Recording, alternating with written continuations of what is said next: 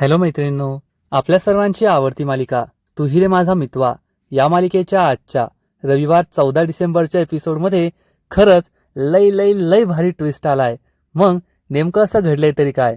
तर मैत्रिणींनो, सगळ्यात आधी तर ज्या गुंडांनी राजेशला पैसे दिले होते त्या गुंडांनी राजेशची चांगली धुलाई केली आहे आणि राजेशला उचलून नेलंय त्यांच्या मोठ्या बॉसकडे. मग आता राजेशची काय हालत होणार आहे हे पाहायला तर मजा येईल. पण त्यापेक्षा भारी ट्विस्ट आलाय ईश्वरी आणि अर्णवच्या प्रेम कहाणीमध्ये. आजपर्यंत आपण पाहत होतो की ईश्वरी ही अर्णवसाठी अधीर झालीये, अर्णवच्या प्रेमात वेडीपिशी झालीये. पण आता अर्णवला सुद्धा ईश्वरीचे भास होऊ लागलेत. पिऊन पासून सेक्रेटरी पर्यंत आणि सेक्रेटरी पासून पुतळ्यापर्यंत सगळीकडे अर्णवला ईश्वरीच ईश्वरी दिसतीये. त्यामुळे अर्णवने चक्क ईश्वरीला आय लव्ह यू म्हणायचं ठरवलंय, आपल्या मनातील भावना तिला सांगण्याचं ठरवलंय. मग आता अर्णव खरंच ईश्वरीला आय लव्ह यू म्हणणार का? त्यांच्या प्रेमाची गाडी पुढे सरकणार का? हे जाणून घेण्यासाठी हा व्हिडिओ शेवटपर्यंत नक्की पहा. मैत्रिणींनो, एपिसोडच्या सुरुवातीलाच राजेश भंगारामधून मिळालेले 10,000 रुपये घेऊन पार्टी करायला जात असतो. आज घसा ओला करायचा असं त्याने ठरवलेलं असतं. पण त्याला रस्त्यात चक्क ज्या दाद्याने त्याला पैसे दिले असतात तो दाद्या आणि त्याची माणसं अडवतात. राजेश चांगलाच घाबरतो. आता हा दाद्या आपली काय अवस्था करेल अशी भीती त्याला वाटते. राजेश गाडी थांबवतो, गाडीवरून खाली उतरतो, तर हा दाद्या त्याच्याकडे पाहून स्माईल करतो आणि त्याला नमस्कार करतो. राजेश हा घाबरत घाबरत पुढे जातो. राजेश हा अर्णव आणि ईश्वरी समोर जो माज दाखवतो त्या राजेशला या दाद्यासमोर असं घाबरलेलं पाहून खरंच तुम्हाला सुद्धा खूप मजा येईल. राजेश पुढे येतो तर हा दाद्या विचारतो, काय रे, माझे पैसे कधी देणार आहे? तर राजेशला समजतं की आता हा काय आपल्याला सोडणार नाही, आपली चांगलीच अवस्था बिकट करेल. आणि राजेश गप्प बसलाय हे पाहून हा दाद्या चक्क त्याची गचंडी पकडतो आणि म्हणतो, मूग गेले की काय, बोल लवकर, पैसे कधी देणार आहे? तर राजेश आपली नाटकं सुरू करतो आणि तो सांगतो, तुम्हाला काय सांगू दादा, माझ्या आयुष्यात किती मोठं संकट आलंय, मी कोणत्या परिस्थितीतून जातोय, म्हणून तुमचे पैसे मी नाही देऊ शकलो. दाद्या विचारतो, काय घडलंय असं? तर राजेश आणखीन एक गोष्ट बनवतो आणि म्हणतो, तुम्हाला तर माहीतच आहे की मी बाप होणार आहे, माझी बायको प्रेग्नेंट आहे आणि ती चक्क पाय घसरून तिच्या पोटावर पडली. आता ती हॉस्पिटलमध्ये ॲडमिट आहे. माझ्या बायकोचा जीव सुद्धा धोक्यात आहे आणि माझं होणारं बाळ सुद्धा जगेल की नाही अशी परिस्थिती निर्माण झाली आहे. डॉक्टरांनी सांगितलंय की त्या दोघांचं वाचणं खूप अवघड आहे, म्हणून मी त्यांच्यासाठी पाण्यासारखा पैसा खर्च करतोय. मी तुमचे पैसे जमून ठेवले होते, पण ते सगळे पैसे आता मला दवाखान्यात भरावे लागले आणि मला आणखीन पैशांची गरज आहे. त्यामुळेच मी सगळीकडे पैसे उधार मागत फिरतोय, म्हणून तुमचे पैसे नाही देऊ शकलो. दादा, तुम्ही समजून घ्या. हे सगळं ऐकून हा दादा सुद्धा दुःखी होण्याचं नाटक करू लागतो. राजेशला असं वाटतं की तो खरंच दुःखी झालाय आणि राजेश हा रडता रडता हे सगळं सांगत असतो. त्याची ओव्हर ऍक्टिंग पाहून तुम्हाला सुद्धा खूप मजा येईल, हसायला येईल. पण हा दाद्याने हसत, त्याला मनातून हसू येत असतं, राग येत असतो. त्याला कळत असतं की हा राजेश आपल्याला शेंडी लावतोय, खोटं बोलतोय. पण तो राजेशला हे दाखवत नाही. दाद्या खूप दुःखी झाल्याचं नाटक करतो, तर त्याची माणसं सुद्धा ऍक्टिंगच करत असतात. त्याची माणसं सुद्धा आम्ही खूप दुःखी झालोय असं नाटक करतात. तर राजेश हा त्याच्यासमोर हात जोडून उभा राहतो आणि म्हणतो, दादा, माझी नियत चांगली आहे, मी तुम्हाला तुमचे पैसे परत करेल, फक्त मला थोडी मुदत द्या. मी आता खूप अडचणीत आहे, माझं मन थाऱ्यावर नाहीये. एकदा का मी माझ्या बायकोला आणि माझ्या मुलाला वाचवलं ना, मग मी तुमचे सगळे पैसे परत करेल, तुमचा 1 रुपया सुद्धा ठेवणार नाही. हा दाद्या खूप दुःखी झाल्याचं नाटक करतो, हात पुढे करतो. राजेश दचकतो की आता हा मला मारतो की काय? तर दाद्या म्हणतो, घाबरू नको रे, मी तुला काही मारणार नाहीये. खरंच तू किती दुःखी आहे, किती मोठ्या संकटातून जातोय आणि मी तुला त्रास देतोय, पैशाचा तगादा लावला. खरंच मी असं नव्हतं करायला पाहिजे.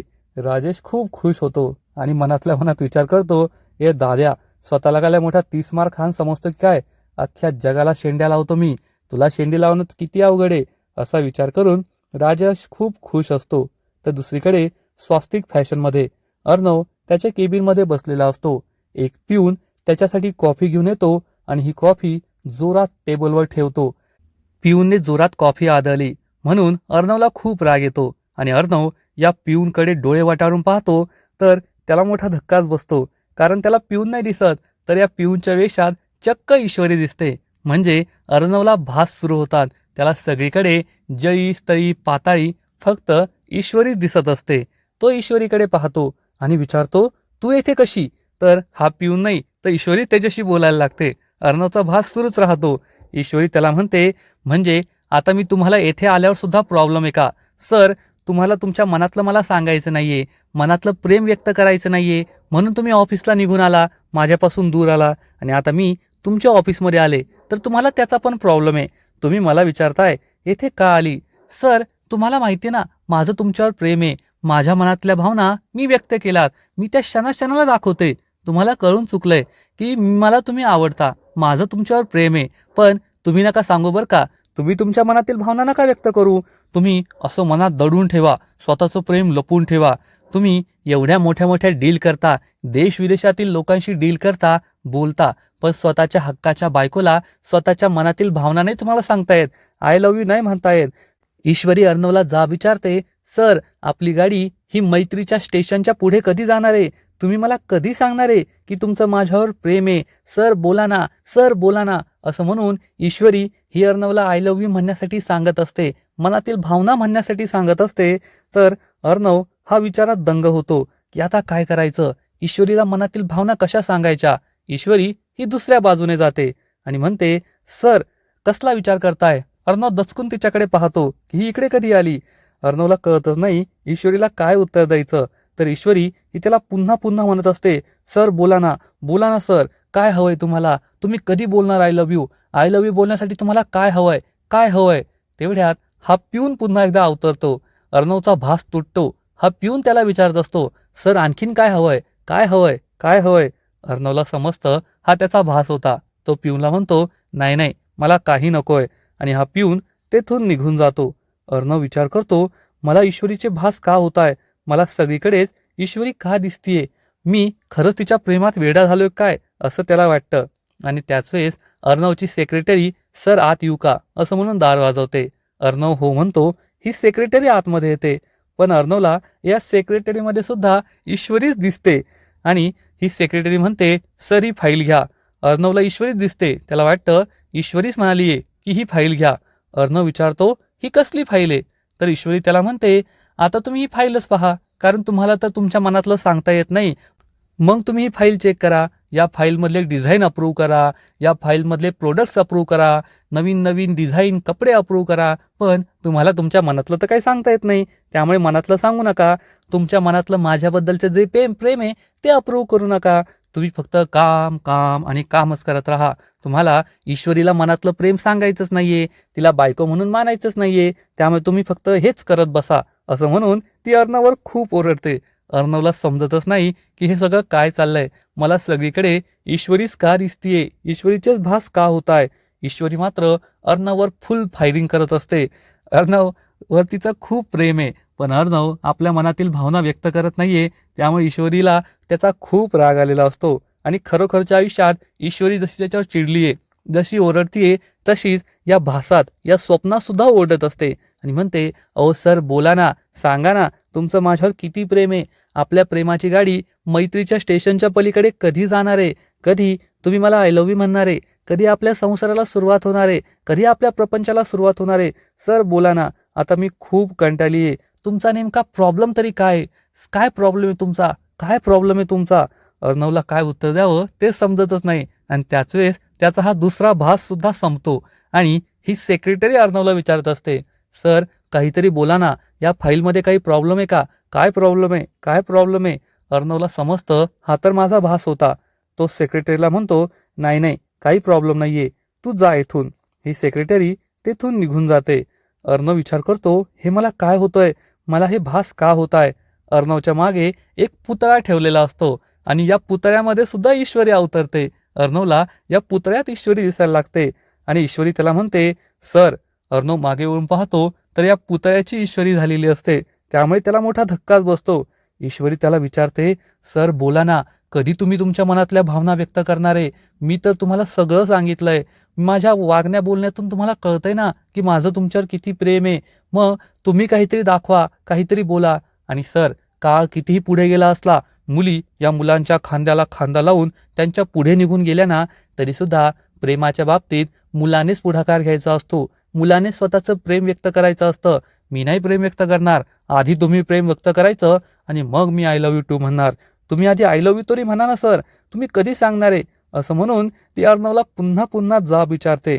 तर अर्णव मनातल्या मनात म्हणतो, आता मी काय करू, या ईश्वरीला कसं उत्तर देऊ? आणि त्याच वेळेस अर्णवचा हा भास सुद्धा संपतो. ईश्वरी गायब होते आणि पुतळा जागच्या जागी उभा राहतो. अर्णव पुटपुटतो, आता मी हे सगळं कसं सांगायचंय, ईश्वरीला कसं बोलायचंय? आणि त्याच वेळेस आकाश तेथे येतो आणि विचारतो, दादा काय झालंय, कोणाला काय सांगायचंय आणि तू स्वतःशीच काय बडबडतोय? अर्णव हा मागे वळून पाहतो तर ईश्वरी नसते आणि हा पुतळा जागेवर उभा असतो. अर्णवला मोठा धक्काच बसतो. हा सुद्धा त्याचा भास होता हे त्याला समजतं. आकाश पुढे येतो आणि विचारतो, दादा काय झालंय, तू कोणाशी बोलत होता आणि तुला कोणाला काय सांगायचंय? अर्णवला समजतच नाही की सगळं काय चाललं होतं आणि आता आकाशला काय उत्तर द्यायचं. तर इकडे हा दाद्या राजेशचा हात हातात घेतो, खूप इमोशनल झाल्याचं नाटक करतो. त्यामुळे राजेश सुद्धा खुश असतो, वा वा, मी या दाद्याला सुद्धा चांगली शेंडी लावली. आता हा दाद्या मला पैसे परत करण्यासाठी मोठी मुदतवाढ देईल आणि तोपर्यंत मी नक्की पैसे अरेंज करेल. त्याचा हा विचार सुरू असतो, पण हा विचार संपण्याआधीच हा दाद्या राजेशच्या सनसनीत थोबाडीत मारतो. राजेशचं अख्खं आयुष्यच हादरून जातं. त्याला मोठा धक्काच बसतो. एवढ्या वेळेस हा दाद्या नाटक करत होता हे त्याला समजतं. तर हा दाद्या म्हणतो, काय रे, तुला काय वाटलं तू मला शेंडी लावशील का? असं खोटं नाटं सांगून मला पुन्हा फसवशील का? पण आता तू मला शेंडी नाही लावू शकत आणि खूप झाली तुझी नाटकं. तू माझे पैसे देत नाहीये का? असं म्हणून तो राजेशची पुन्हा एकदा गचंडी पकडतो आणि म्हणतो, तू माझे पैसे देत नाहीये आणि तू माझ्या हातचा मार सुद्धा खाऊन झालाय. आता मी नाही तुझ्याशी डील करणार, माझा डॉन, माझा साहेब तुझ्याशी डील करणार. असं म्हणून हा माणूस, हा दाद्या चक्क आपल्या बॉसला कॉल लावतो आणि म्हणतो, बॉस, या राजेशला मी येथे पकडून ठेवलंय, पण तो आपले पैसे देत नाहीये, खोटे नाटे सांगतोय, शेंड्या लावायला पाहतोय. मी त्याला तुमच्याकडे घेऊन येतो. हे ऐकून राजेशच्या पायाखालची जमीनच सरकते. आता हा दाद्या आपल्याला त्याच्या बॉसकडे घेऊन जातोय. हा बॉस कोण असेल, काय असेल, माझी काय अवस्था करेल? त्यामुळे राजेशच्या पायाखालची जमीनच सरकते. तो खूप घाबरतो. तर इकडे अर्णव हा आकाशला सगळं सांगतो की मला ईश्वरीचे भास होत आहे. त्यामुळे आकाश हा खुदू हसू लागतो आणि म्हणतो, दादा तुमचं काहीतरी वेगळंच असतं. तर अर्णव म्हणतो, पण मी आता काय करायचं? आकाश त्याला समजावून सांगतो, काय करायचं काय? ईश्वरीचं तुझ्यावर प्रेम आहे हे आम्हाला सगळ्यांना स्पष्ट दिसतंय. ती तुझ्या प्रेमात वेडी झालीये, पण तू आधी आय लव्ह यू म्हणावं अशी तिची इच्छा आहे. त्यामुळे तुझं सुद्धा तिच्यावर प्रेम आहेच. तू जाऊन तिला आय लव्ह यू म्हणून टाक. गुडघ्यावर बसायचं, गुलाबाचं फुल द्यायचं आणि आय लव्ह यू म्हणायचं. तर अर्णव म्हणतो, ते काही एवढं सोपं नाहीये. आकाश विचारतो, का सोपं नाहीये? सोपं तर आहे. लोकांचं आधी प्रेम होतं, मग एकमेकांना प्रेम सांगतात आणि मग लग्न होतं. तुमच्या गोष्टीत थोडं उलटं झालंय. आधी तुमचं एकमेकांशी लग्न झालंय, मग प्रेम झालंय आणि आता प्रपोज करायचंय. सोपं आहे. पण अर्णवची एकच कॅसेट सुरू असते, ते काही एवढं सोपं नाहीये. आकाश त्याला विचारतो, अरे का सोपं नाहीये? अजून किती वेळ घेणार आहेस तू? सांगून टाक ईश्वरीला की माझं तुझ्यावर खूप प्रेम आहे, तिला आय लव्ह यू म्हणून टाक. अर्णव सुद्धा मनाशी विचार करतो, हो खरंय, आता यापेक्षा जास्त वेळ दौडून फायदा नाहीये. मला ईश्वरीला आय लव्ह यू म्हणावंच लागेल. आणि अर्णव हा ऑफिसच्या बाहेर निघतो, केबिनच्या बाहेर निघतो. त्यामुळे आकाशला खूप आनंद होतो की आता कोठे ईश्वरी आणि अर्णवची गाडी ही रुळावर येणार आहे. पण मी कधी आपल्या नम्रताला आय लव्ह यू म्हणायचं हा विचार तो करू लागतो आणि टेन्शनमध्ये येतो. तर इकडे अर्णव त्याच्या गाडीजवळ येतो आणि म्हणतो, मी तर ठरवलंय ईश्वरीला मनातलं सांगायचं, आय लव्ह यू म्हणायचं, पण कसं बोलणार? ईश्वरी समोर आल्यावर माझी तर बोलतीच बंद होईल. काय करावं हा प्रश्न त्याला पडतो आणि तो आय लव्ह यू म्हणण्याची प्रॅक्टिस करतो. ईश्वरी आय लव्ह यू. पण त्याला वाटतं हे तर खूप साधं आहे, काहीतरी स्पेशल करायला हवं आणि तो मराठीत म्हणू लागतो, ईश्वरी मला तू खूप आवडते, माझं तुझ्यावर खूप प्रेम आहे. अशी प्रॅक्टिस तो करत असतो. पण जेव्हा ईश्वरी समोर येईल तेव्हा मला हे बोलता येईल का हाच प्रश्न त्याला पडलेला असतो. ईश्वरीला आय लव्ह यू कसं म्हणायचं, मनातील भावना कशा सांगायच्या हाच प्रश्न त्याला पडतो. एवढ्या मोठ्या कंपनीचा CEO अख्ख्या जगभरातील लोकांशी डील करतो, प्रेझेंटेशन देतो, पण आपल्या हक्काच्या बायकोला मनातील सांगायला, आय लव्ह यू म्हणायला त्याची हिंमत होत नसते. खरंच हा सीन खूप क्यूट आहे. मैत्रिणींनो, तुम्हाला हे पाहायला खूपच मजा येईल. थोड्या वेळानंतर अर्णव हा गाडीमध्ये बसतो आणि रेडिओ सुरू करतो. तर रेडिओ जॉकी सुद्धा याच विषयावर बोलत असतो आणि म्हणतो की अनेकांचं एकमेकांवर प्रेम असतं, पण प्रेमाची भावना व्यक्त करायला त्यांना जमत नाही. म्हणूनच आम्ही लोकांकडून काही उत्तरं मागवली होती की तुम्ही आय लव्ह यू कसं म्हणाल, तर आम्ही त्यातील 3 बेस्ट आन्सर निवडले आहेत. तुम्हाला जे आवडेल तुम्ही ते करू शकता. असं म्हणून हा रेडिओ जॉकी सांगतो. एकाने असं उत्तर पाठवलंय की सरळ सरळ जायचं, गुलाबाचं फूल द्यायचं आणि आय लव्ह यू म्हणायचं. अर्णव विचार करतो, हे खूप साधं आहे, यात काही मजा नाही. रेडिओ जॉकी दुसरं उत्तर सांगतो की एकाने सांगितलंय पत्र लिहायचं आणि आय लव्ह यू म्हणायचं. अर्णव म्हणतो, हे सुद्धा खूप साधं आहे, यात सुद्धा काही मजा नाहीये. रेडिओ जॉकी तिसरं उत्तर सांगतो की एकाने सांगितलंय की फोनमध्ये रेकॉर्ड करायचं आणि आपल्या मनातील भावना समोरच्याला कळवायच्या, म्हणजे समोरची जी भीती वाटते ती सुद्धा वाटणार नाही आणि मनातील भावना सुद्धा सांगता येतील.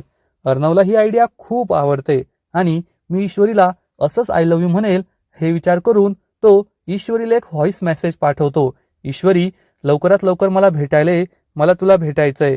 आणि अर्णव खूप खुश होतो. तर इकडे ईश्वरी किचनची साफसफाई करत असते, डायनिंग टेबलची साफसफाई करत असते. अंजली तेथे येते आणि विचारते, ईश्वरी तू हे सगळं का करतेस? अनिता ताई कोठे गेल्यात? तर ईश्वरी सांगते, ताई मला खूप कंटाळा आलाय, बोर होतंय, म्हणून मी सगळं करायला घेतलंय, तेवढाच माझा वेळ जाईल. तर अंजली तिला चिडवते, हो खरंय, आज चिंटू घरात नाहीये ना, म्हणून तुला करमत नाहीये. ईश्वरी पुटपुटते, घरी असले तरी काय फायदा, त्यांना काही समजतही नाही आणि बोलता पण येत नाही. अंजली विचारते, ईश्वरी तुला काय झालंय, तू काय पुटपुटतेस, एवढी का चिडलीये? तर ईश्वरी म्हणते, काही नाही ताई.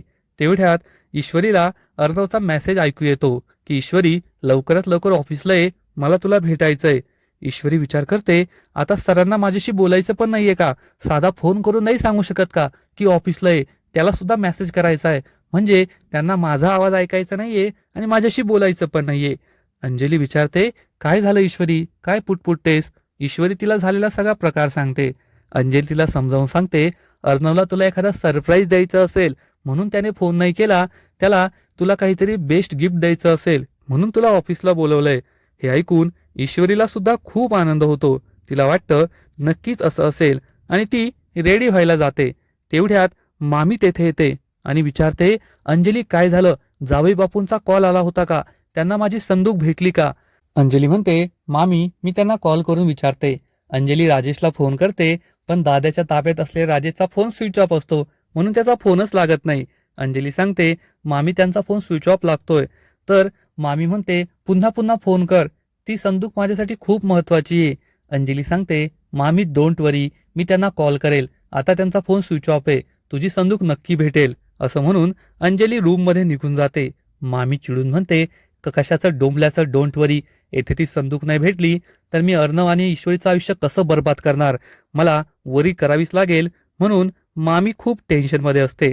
त्या दुसरीकडे ईश्वरी अर्णवच्या ऑफिसमध्ये कॉन्फरन्स रूममध्ये पोहोचते, पण तेथे खूप अंधार असतो.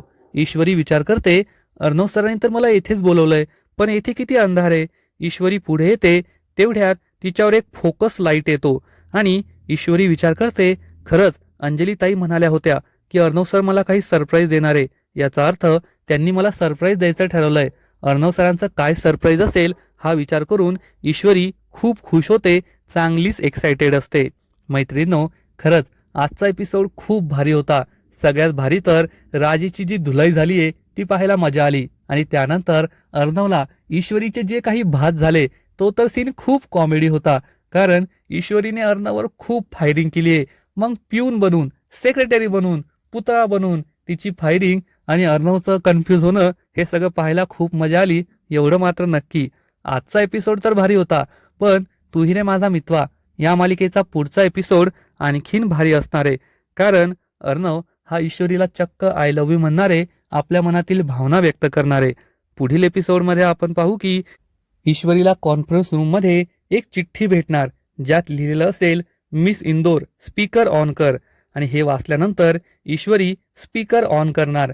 ईश्वरी ही कॉन्फरन्स रूममध्ये असेल, तर अर्णव त्याच्या केबिनमध्ये असेल आणि येथूनच अर्णव आपल्या मनातील भावना ईश्वरीला सांगणार.